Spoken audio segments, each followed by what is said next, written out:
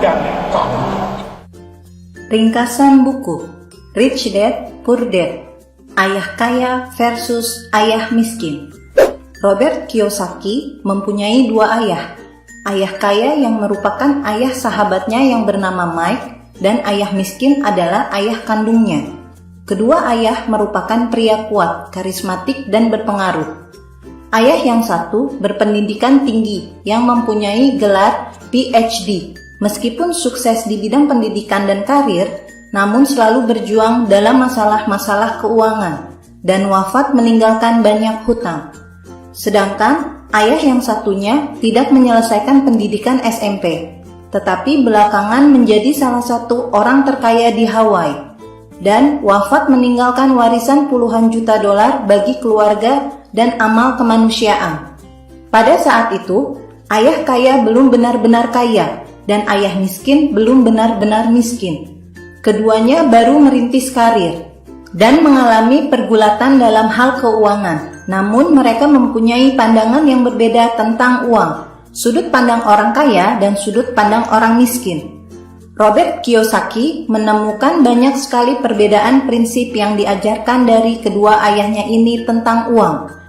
Berikut adalah perbedaan konsep mendasar dalam berpikir antara apa yang diajarkan ayah kaya dan ayah miskin. Ayah miskin, uang adalah akar dari kejahatan. Ayah kaya, kekurangan uang adalah akar dari kejahatan. Saya tidak mampu membelinya. Bagaimana caranya supaya saya mampu membelinya? Kalau kamu mengatakan saya tidak mampu membelinya, maka otak kamu berhenti bekerja. Kalau sebaliknya, kamu mengajukan pertanyaan bagaimana saya bisa membelinya, maka otak diharuskan berpikir dan bekerja. Belajarlah yang giat agar kamu menemukan perusahaan yang bagus sebagai tempat kerja. Belajarlah yang giat agar kamu bisa menemukan perusahaan yang bagus untuk kamu beli. Bermain amanlah dengan uang, jangan ambil resiko. Kelolalah resiko dengan baik. Rumah saya adalah aset saya. Rumah saya adalah liabilitas atau kewajiban. Apabila rumah adalah investasi terbesarmu, kamu dalam masalah. Menabunglah, berinvestasilah. Belajar keras untuk mendapat gelar dan dapat pekerjaan yang bagus untuk menghasilkan uang. Belajar menjadi kaya, memahami cara kerja uang, dan belajar membuat uang bekerja untuk saya. Butuh lebih banyak uang untuk memecahkan masalah keuangan. Pelajaran keuanganlah yang akan memecahkan masalah keuangan, bukan seberapa banyak uang yang dapat Anda hasilkan, namun seberapa banyak yang Anda dapat simpan dan kelola. Uang adalah satu bentuk kekuatan, namun yang lebih kuat adalah pendidikan keuangan. Akhirnya, pada usia 9 tahun, saya memutuskan untuk belajar dari ayah kaya tentang uang. Ayah kaya mengajari saya selama 30 tahun dari umur 9 tahun sampai 39 tahun. Dan ketika pelajaran itu selesai, hanya ada 6 pokok yang saya pelajari dan lakukan berulang-ulang selama lebih dari 30 tahun. Pelajaran pertama, orang kaya tidak bekerja untuk uang. Orang miskin dan kelas menengah bekerja untuk uang. Orang kaya membuat uang bekerja untuk mereka. Ketika berbicara tentang uang, semua orang mengalami dua emosi dasar, yakni ketakutan dan ketamakan. Pertama, rasa takut akan memotivasi kita untuk bekerja keras dan mencari uang. Kedua, ketika menerima gaji atau penghasilan, ketamakan dan nafsulah yang membuat kita mulai berpikir tentang semua hal indah yang bisa dibeli dengan uang. Kita bereaksi, bukannya berpikir. Dapat dikatakan, gaji berbanding lurus dengan pengeluaran. Semakin tinggi penghasilan, maka semakin besar pengeluarannya. Hal inilah yang dinamakan rat race, yakni rutinitas kerja yang Anda lakukan tanpa akhir. Pola pun kemudian terbentuk. Pada akhirnya, uang mengendalikan emosi dan jiwa mereka. Kita harus menghindari perangkap dari kedua emosi tersebut. Untuk menjadi kaya, Anda harus terlebih dahulu menyelesaikan masalah ketakutan dan ketamakan yang ada di dalam diri. Meningkatkan kecerdasan finansial adalah dengan mempelajari konsep arus kas, belajar cara membangun aset, dan cara mengelola aset. Keluar dari siklus rat race berarti penghasilan pasif dari aset Anda lebih besar daripada pengeluaran Anda, sehingga Anda tidak lagi perlu bekerja untuk uang. Pelajaran kedua, Mengapa harus melek finansial? Kebanyakan orang tidak menyadari bahwa yang terpenting dalam hidup ini bukanlah berapa banyak uang yang dihasilkan, namun berapa banyak uang yang disimpan. Uang yang tidak dibarengi dengan kecerdasan finansial akan segera melayang. Kita mendengar kisah-kisah tentang orang miskin yang mendapat lotre, yang secara tiba-tiba menjadi kaya raya, lalu jatuh miskin lagi ke titik semula.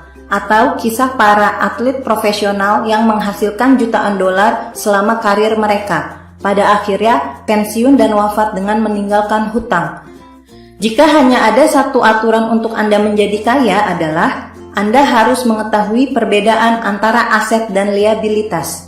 Orang kaya membangun aset, orang miskin dan kelas menengah membangun liabilitas. Tapi mereka mengira itu adalah aset. Ayah kaya berkata, aset memasukkan uang ke kantong saya, liabilitas mengeluarkan uang dari kantong saya.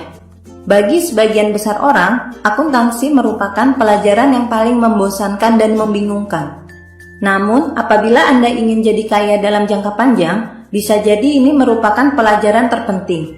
Ayah kaya menyederhanakannya dalam bentuk gambar yang sangat mudah dipahami, meskipun untuk anak 9 tahun. Diagram bagian atas adalah laporan laba rugi, sedangkan yang bawah adalah neraca. Aset adalah sesuatu yang memasukkan uang ke kantong saya. Liabilitas adalah sesuatu yang mengeluarkan uang dari kantong saya. Sedangkan panah dalam diagram menunjukkan arus kas, yakni kemana uang tersebut mengalir. Arus kas yang menceritakan bagaimana seseorang mengelola uangnya. Kalau Anda ingin kaya, habiskan hidup Anda untuk membeli aset. Kalau Anda ingin miskin dan menjadi kelas menengah, habiskan hidup Anda dengan membeli liabilitas. Penghasilan sebesar apapun dan uang sebanyak apapun, apabila Anda hanya menghabiskan untuk membeli liabilitas, akan berakhir tragis. Jika Anda ingin kaya dalam jangka panjang dan mencapai kebebasan finansial, Anda harus benar-benar mencermati dan memahami pola arus kas dari ketiga diagram ini. Pola arus kas orang miskin, apabila mendapat penghasilan, langsung habis karena mempunyai pengeluaran harian yang tinggi. Arus kas orang kelas menengah, ketika mendapat penghasilan, langsung membeli liabilitas yang mereka pikir adalah aset. Arus kas orang kaya, apabila mendapat penghasilan, langsung membeli aset yang dapat menambah penghasilan pasif dari aset tersebut. Ketika lulus dari pendidikan formal dan mempunyai keterampilan di suatu bidang tertentu, namun tidak mempunyai keterampilan keuangan, jutaan orang terdidik dan sukses dalam karir. Mereka bekerja keras tapi tidak bisa bergerak maju. Yang hilang dari pendidikan mereka bukanlah cara menghasilkan uang, namun cara mengelola uang tersebut. Inilah yang disebut dengan kecerdasan finansial. Apa yang Anda lakukan dengan uang yang Anda hasilkan? Bagaimana uang tersebut bekerja keras untuk Anda? Apabila Anda telah paham dengan diagram tersebut, kita bahas lebih lanjut mengenai rat race. Ini adalah sebuah contoh klasik yang banyak terjadi di arus kas pola kelas menengah. Pasangan muda yang baru menikah dan bahagia serta berpendidikan tinggal di salah satu apartemen sewa yang sumpek. Mereka memfokuskan diri dalam karir. Penghasilan mereka meningkat. Ketika penghasilan meningkat, pengeluaran mereka juga bertambah. Mereka memutuskan untuk membeli rumah impian mereka. Setelah tinggal di rumah baru, mereka harus membayar cicilan rumah selama belasan atau puluhan tahun. Mereka memiliki pajak baru, yakni pajak properti. Kemudian mereka membeli mobil baru dan furniture baru untuk melengkapi rumah mereka. Dalam waktu singkat, mereka punya anak dan harus bekerja lebih keras. Apabila mereka naik jabatan, maka akan membeli rumah yang lebih besar dan mobil yang lebih mewah dengan cicilan untuk status sosial yang lebih tinggi. Tiba-tiba mereka berada dalam kolam liabilitas penuh cicilan rumah, mobil, dan hutang kartu kredit. Akhirnya mereka terjebak dalam rat race. Ingat, yang ayah miskin katakan bahwa rumah adalah aset terbesarnya. Namun, ayah kaya mengatakan bahwa rumah adalah liabilitas. Karena banyak memiliki pengeluaran tambahan.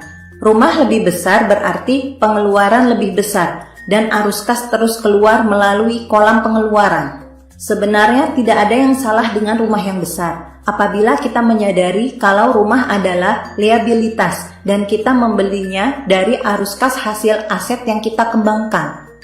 Mengapa orang kaya makin kaya? Orang kelas menengah terus berjuang secara keuangan. Anda dapat lihat perbedaan dari masing-masing diagram. Untuk orang kaya, mencerminkan hasil hidup yang didedikasikan untuk berinvestasi dan meminimalkan liabilitas. Kolom aset memberikan penghasilan yang lebih dari cukup untuk menutup pengeluaran, dan sisanya diinvestasikan lagi di kolom aset. Kolom aset terus tumbuh, hasilnya orang kaya makin kaya. Sedangkan orang kelas menengah, pengeluaran sama besar dari penghasilan, tak pernah menyisakan jumlah yang cukup untuk diinvestasikannya dalam aset. Akibatnya, liabilitasnya lebih besar dari aset, karena mereka memperlakukan rumah sebagai aset utama, bukan berinvestasi pada aset yang mendatangkan penghasilan, seperti saham, obligasi, real estate, dan kekayaan intelektual. Hidup yang beresiko tinggi ini disebabkan oleh lemahnya pendidikan finansial.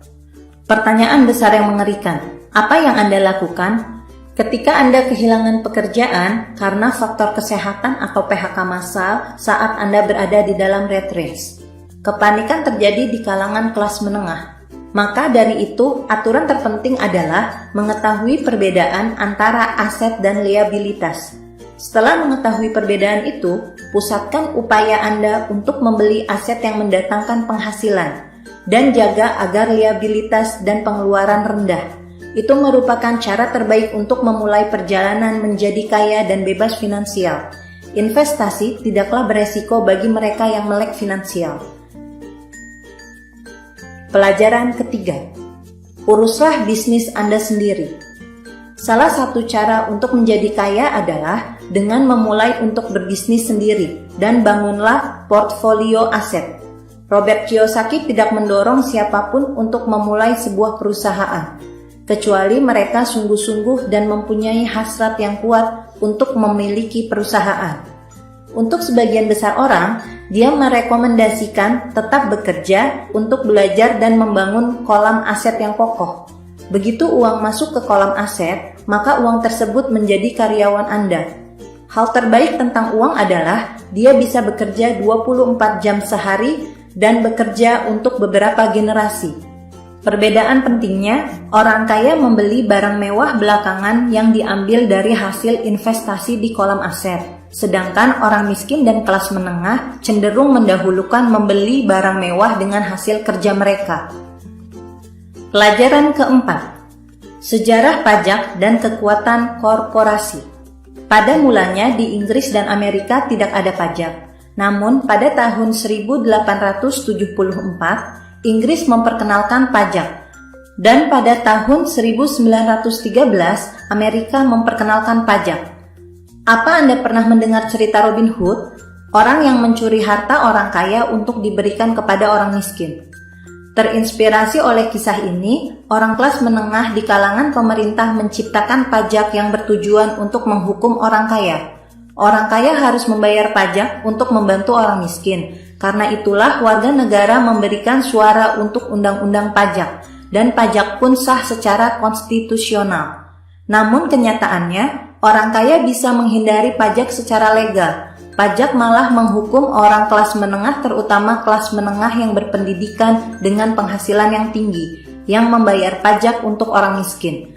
Kenapa bisa terjadi demikian? Karena begitu pemerintah mencicipi uang, nafsu mereka bertambah besar. Dalam waktu singkat, pajak juga dipungut dari kelas menengah. Di sisi lain, orang kaya terlalu pintar untuk sistem tersebut dan menemukan segala macam cara dan kendaraan untuk melindungi kekayaan mereka. Salah satu kendaraan tersebut adalah membentuk korporasi.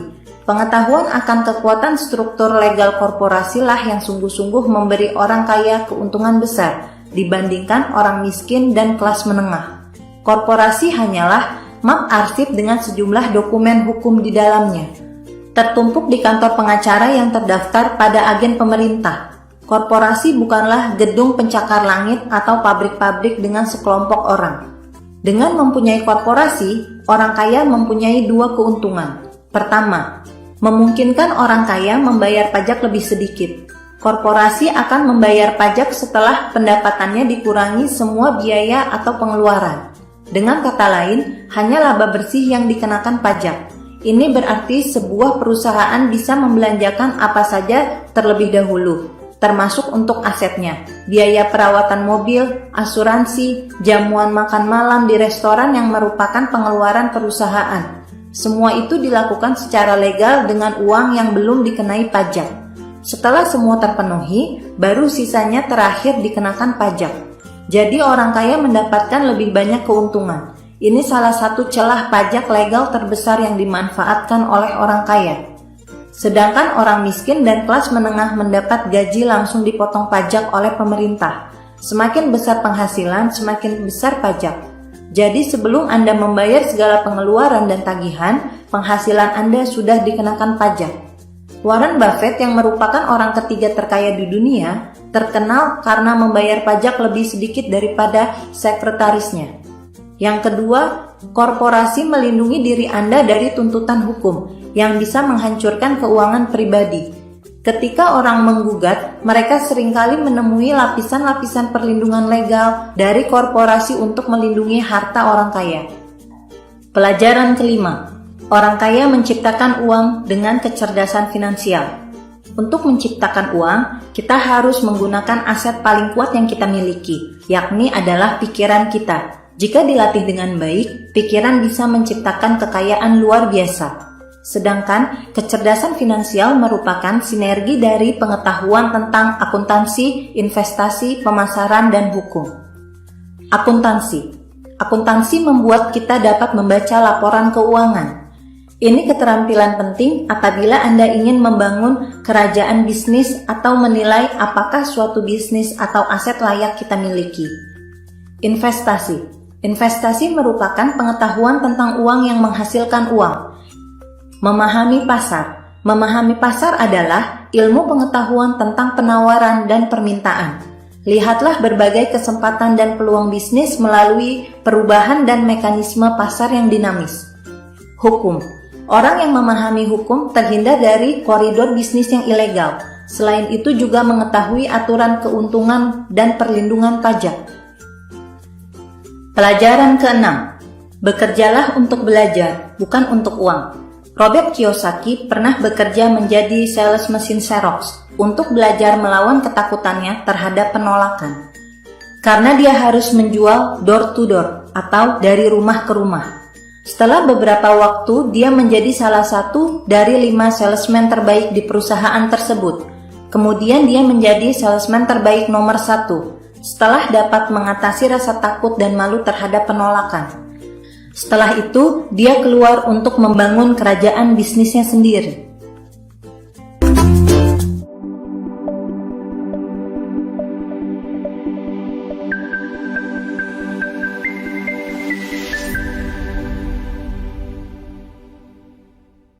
V1 adalah produk terbaik untuk menjaga kesehatan pencernaan kita. Terbuat dari 19 macam ekstrak buah dan sayur yang diolah dengan teknologi canggih saat ini sehingga menghasilkan sebuah produk herbal yang sangat dibutuhkan semua orang. Apa beda V1 dengan produk detox yang lain? Produk V1 ini merupakan produk yang diformulasikan khusus untuk membersihkan saluran pencernaan tetapi tidak mengakibatkan efek sakit perut seperti kebanyakan produk detox lainnya. Perbedaan V1 dengan produk detox yang lain antara lain, V1 mengandung 19 bahan utama dari serat alami seperti spirulina, ekstrak buah dan sayur yang kaya akan antioksidan. V1 mengandung pemanis alami stevia yang aman dikonsumsi bagi penderita diabetes. Kombinasi bahan alami yang berkhasiat membuang toksin dan membuang lemak jahat dalam darah. V1 terbukti aman dan bermanfaat untuk memperbaiki sistem pencernaan. V1 dapat menurunkan berat badan dengan aman dan nyaman. V1 dapat memperbaiki keseimbangan hormonal dan vitalitas pada pria dan wanita. V1 dapat meredakan keluhan sakit lambung seperti MAG dan asam lambung yang tinggi. V1 dapat dikonsumsi oleh ibu hamil dan ibu menyusui. V1 dapat dikonsumsi pada saat haid dan memperbaiki siklus menstruasi atau haid.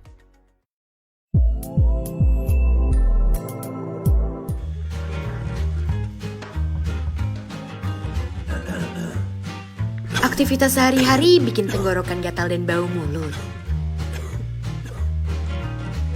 Tenang, aku ada solusinya. Cukup dengan berkumur-kumur selama 15-30 detik. Bantu atasi masalah tenggorokan dan mulut. Dengan sensasi dingin yang segar, bantu hilangkan kuman dalam mulut. Bikin hari-harimu jadi menyenangkan. Langkah pertama kami atasi semua permasalahan mulut dan gigi. Sun Propolis, atasi 3 masalah dengan 1 solusi. Kalian ngapain sih cemberut? Bunda masakin ayam kecap paling enak. Kalian pasti suka.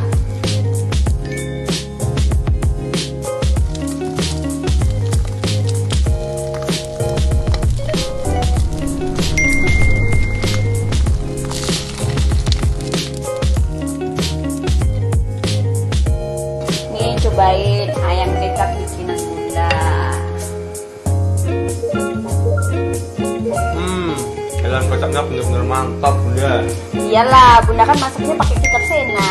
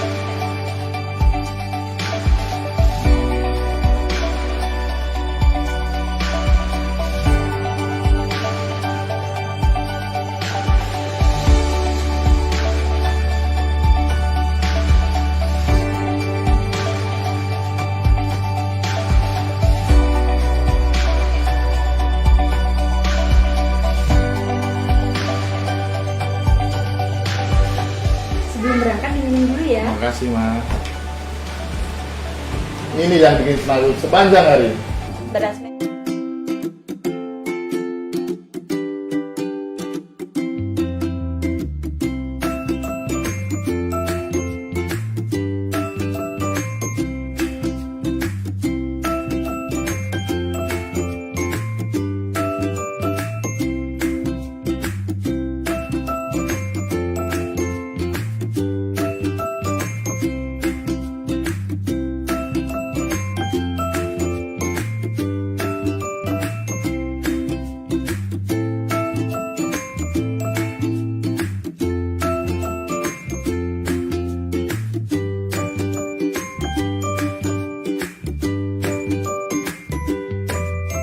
Assalamualaikum, hai semuanya. Aku mau kenalin nih sama kalian semua produk yang bagus banget untuk membuat kulit wajah kalian menjadi lebih cerah, yang mengatasi kulit kalian yang kusam, yaitu Ersali Brightening Soap. Nah, sabun itu juga bagus untuk menghilangkan noda-noda bekas jerawat. Dan yang paling penting, sabun itu nggak hanya bisa dipakai di kulit wajah aja, tapi juga bisa dipakai di bagian tubuh kalian. Nah, untuk pemakaian sendiri gampang banget. Basahi wajah dengan air, usapkan dan busakan Ersali Brightening Soap pada wajah, bilas dengan air hingga bersih. Ersali Brightening Soap ini kandungannya itu terdiri dari kefir, pepaya ekstrak, dan niacinamide yang sangat bagus untuk mencerahkan kulit wajah kalian. Jadi produk Ersali Brightening Soap ini udah ada BPOM-nya, jadi aman digunakan di bagian kulit wajah ataupun kulit badan kalian. Triple Sip Hair Tonic Ginseng yang terbuat dari ramuan herbal alami pilihan dan ginseng. Hair tonic NASA ini bermanfaat untuk mengatasi berbagai masalah rambut dan dapat menyuburkan rambut, mengatasi rambut merontok, mengatasi ketombe, dan mencegah pertumbuhan uban. Merupakan solusi terbaik untuk merangsang pertumbuhan rambut, mengatasi gatal, rontok, dan ketombe. Bahan-bahan alami yang terkandung di dalamnya berkhasiat melindungi batang rambut dari pengaruh buruk lingkungan dan sinar matahari yang sekaligus dapat menyehatkan kulit kepala. Triple Sip Hair. Sering bangun ke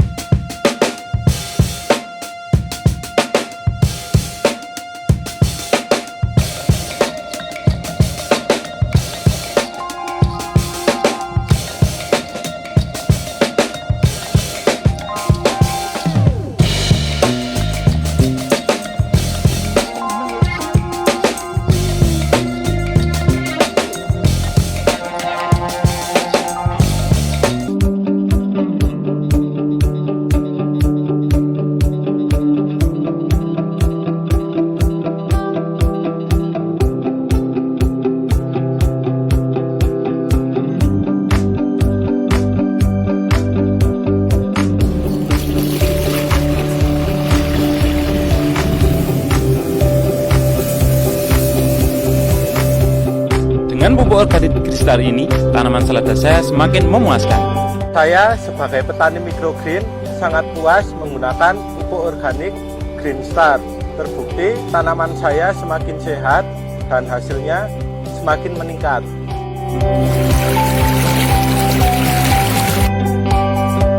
Tanaman taragon saya semakin subur dan hijau setelah menggunakan Greenstar.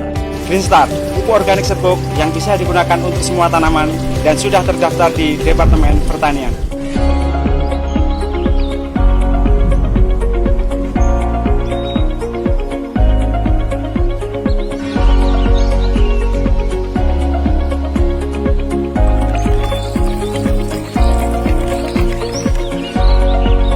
Sejak pakai Free Top, tanaman jeruk saya semakin banyak buahnya dan sehat.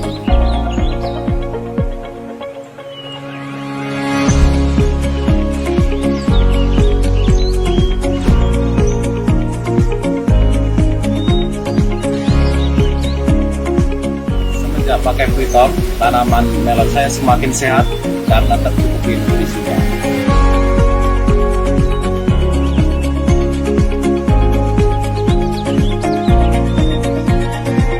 Nutrisi buah Free Top diformulasikan khusus untuk mempercepat dan memperbanyak pembuahan dan sudah terdaftar di Kementerian Pertanian.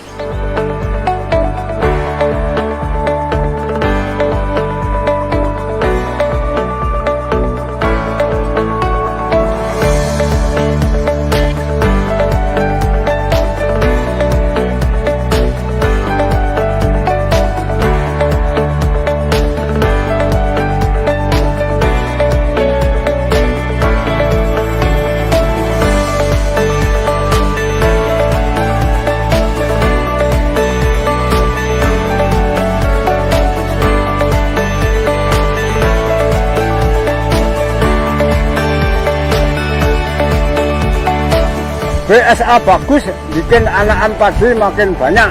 Bos.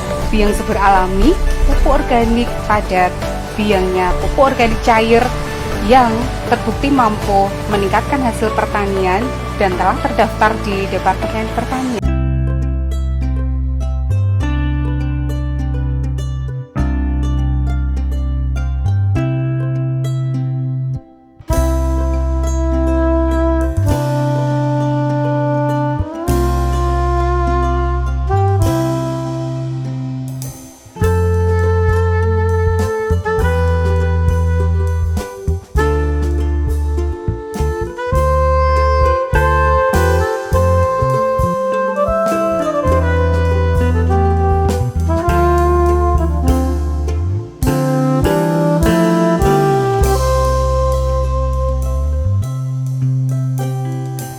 Menggunakan tanggul kena kambing saya, makin terjamin kesehatannya, nafsu makannya tinggi, bau kotorannya kurang. Kepada semua peternak di seluruh Indonesia, saya sarankan menggunakan tangguh agar ternaknya semakin sehat, pertumbuhannya semakin cepat dan luar biasa.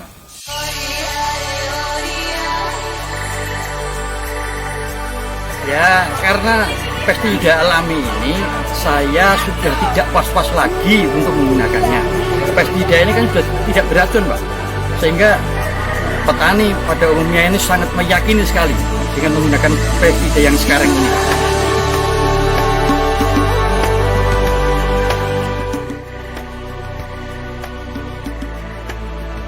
BWR adalah produk alami, ramah lingkungan, dan sudah terdaftar di Kementerian Pertanian. Satu lagi produk APH yang sangat recommended, ya, yaitu BVR, bahan aktif Beverrea bassiana. Jamur ini tidak mematikan serangga lain yang bermanfaat. Jadi ini sangat kami anjurkan, sama kami himbau pada para petani, gunakanlah BVR. BVR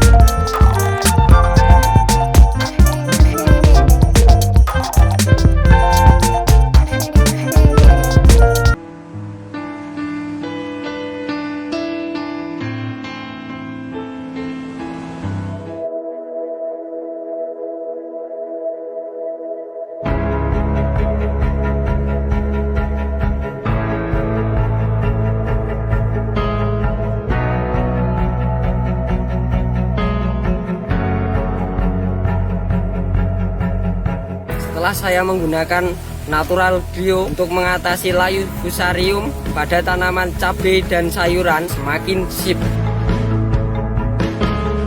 Beliau adalah produk alami, ramah lingkungan, dan sudah terdaftar di Kementerian Pertanian. salah satu bahan pembawanya adalah dari batuan mineral, di mana batuan ini sangat bagus. Jika kita berikan dari awal, maka tanaman ini akan lebih vigor, lebih terpacu pertumbuhannya. Natural Bio hebat. Salam sehat bagi petani seluruh Indonesia, baik petani pangan, petani hortikultura. Mari kita rame-rame menggunakan produk yang ramah lingkungan, yaitu biopestisida. Salah satu contohnya adalah merek produknya Korin. Korin adalah produk alami, ramah lingkungan, dan sudah terdaftar di Kementerian Pertanian.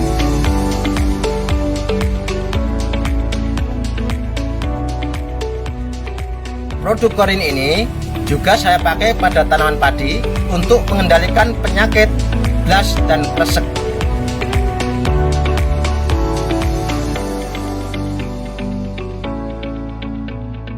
Seperti yang dipakai oleh bapak-bapak di belakang saya ini untuk melindungi pertanaman di wilayahnya. Dua produk tadi dijamin jos untuk melindungi pertanaman milik Pak.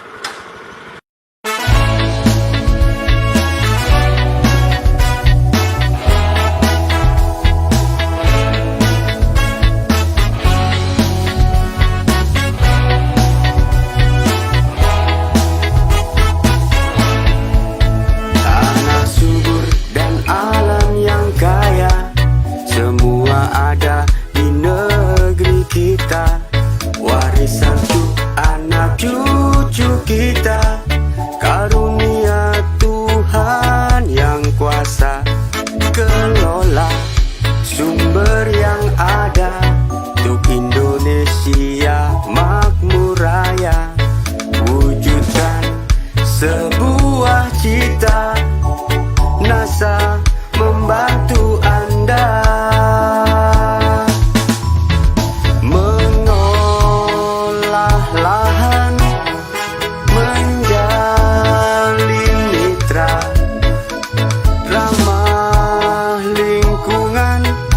Yang utama gapai pusaka kita.